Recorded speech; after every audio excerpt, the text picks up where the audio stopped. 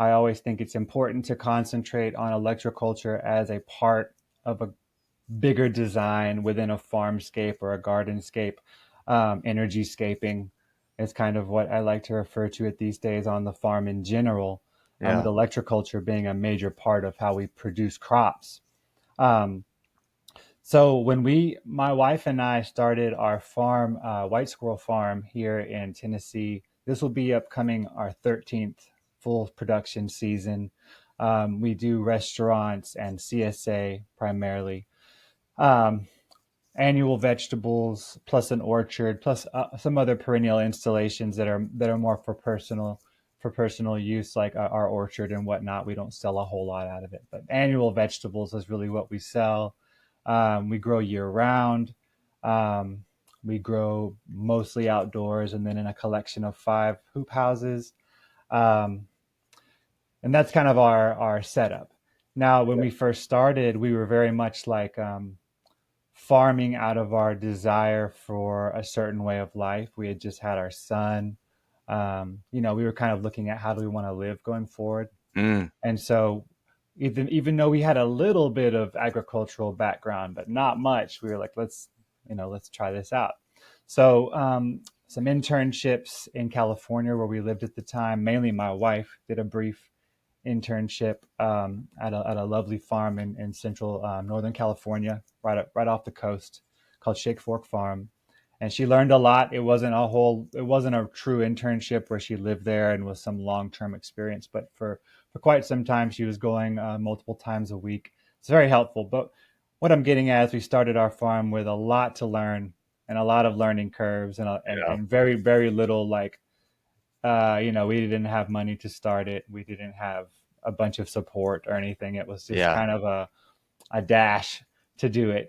So we moved cross country. We actually bought our farm kind of sight unseen. We had people come look at it for us, but we really couldn't afford to go back and forth from California to check out property. So Yeah. we knew enough about the area and about what we needed that we went for it. We moved here and day one just hit the ground running, like building a propagation house to start seed for that Right. season. Right. This is like Right. a March 1st or something. So it's very, we're like, okay, we got to get seed started for this spring's Right. crops and like Right. do there was no infrastructure for agriculture. It was an old farm, but there's no one who had farmed it since at least like the late 1800s. So Wow. in that way, it's really neat, but in another way, there's no You're starting from infrastructure. scratch Yeah, almost started in a from way. scratch, really, Yeah. with no equipment. Right. So I'm even figuring out equipment. I went and got my first BCS, Yeah. which is still what we use. I have two of them now, and I have a lot of good Nice. attachments, and but it's all we use on our farm. So, big fan of the equipment, but so we hit the ground running, organic vegetable farming, right? As far as we knew, doing the best things we could do, best inputs we knew how to use. Um, but early on, I'd say in our first year, it probably was, I learned about, I wouldn't even quite call it electroculture yet, but I learned about the importance of electromagnetic stimulation in Right. soil, from reading some stuff that was written in France about growing grass, basically for ruminant animals.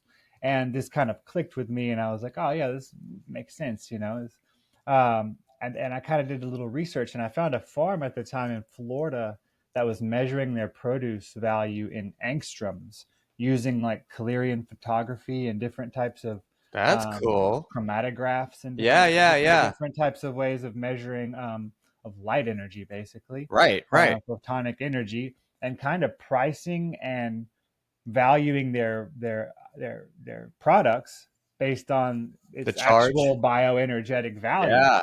And I Yeah. and I that was what clicked to me, and I was like, well, that's how you measure the quality of food. Like that's because um, at the time I'm coming into like my market is Nashville, Tennessee. I live about an hour north of there, but it's a lot of restaurants, high end restaurants. At that time, it's a little different now, but at that time, it was a really competitive food market. It's a Huh. real big restaurant scene there at the Yeah. time, and it still is, but it was really popping at that moment.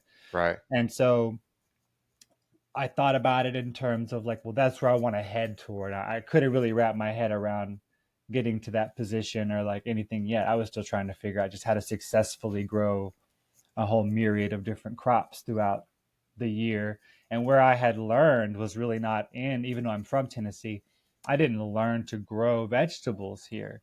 So the climatic difference is vast between like Right. Pacific Northwest and the southeastern United States, which you knew Right. that going in, but the application of that is different. So The timing is totally different, really, and right? It's pest like, pressure and heat and yeah, cold, yeah, it's yeah. all so Humidity, that extreme. humidity. Yeah, you deal with that heat and humidity Oh like I man. do. Yeah, and pest pressure, is Woo! is extreme here. Yeah. Tennessee, Georgia, we Alabama, a lot of all the bugs.